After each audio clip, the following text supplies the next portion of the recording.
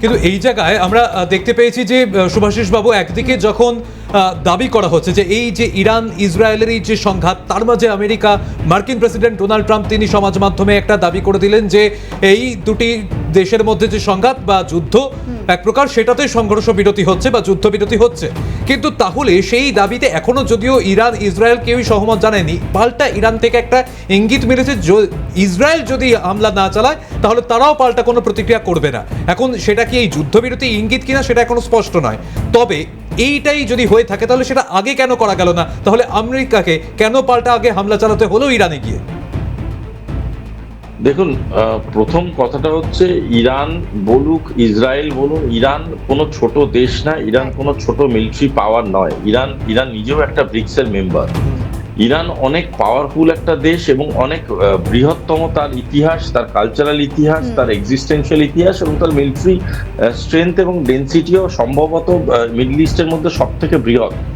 এবং এরকম একটা দেশকে যেভাবে আক্রমণ করেছে ইসরায়েল, সে রিপ্লাইটা পেত, এটা স্বাভাবিক। আর ইসরায়েলের প্রবলেমটা হচ্ছে ইসরায়েল হচ্ছে মানে মাল্টি ডাইমেনশনাল বা মাল্টি লেয়ার্ড যুদ্ধের মধ্যে নিজেদেরকে লিপ্ত করে তাদের যে প্লাস পয়েন্টটা ছিল সেটা তারা হারিয়ে ফেলেছে। এবং তার জন্য কি হচ্ছে, ইরানের রিটেলিয়েশনটা এত স্ট্রংলি তাদের উপরে গেছে। সুতরাং এটা এমন একটা পরিস্থিতি, কোথাও গিয়ে অজান্তে বা জানতে যে কোনো জায়গা থেকেই ego played a very important role.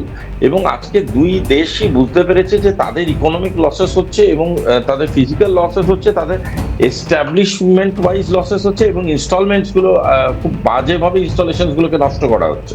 সুতরাং কোথাও একটা গিয়ে এদের as a very mature power, as a very responsible power, এরা ভাবতে বাধ্য যে কোথাও একটা ইতি তো টানতে হবে।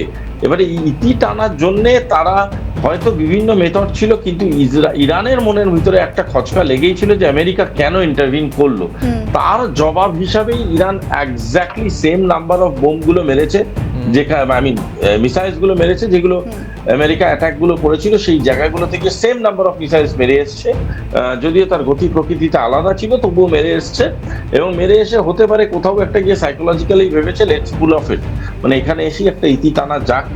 যদি সেটা হয় সেটা বিশ্বের কাছে মঙ্গল, মানুষের কাছে মঙ্গল, ইরান এবং ইসরায়েলের মানুষের কাছে মঙ্গল। আদারওয়াইজ আমি মনে হয় না যে এটা এখানেই পুরোপুরি ইতি হলো। এটা মেবি বলতে পারেন এটা বাহুবলী 1 শেষ হলো, বাহুবলী 2 এর ট্রেলারটা আমরা খুব তাড়াতাড়ি দেখবো, 2.0 আসবে খুব তাড়াতাড়ি, এরকম ধরনের।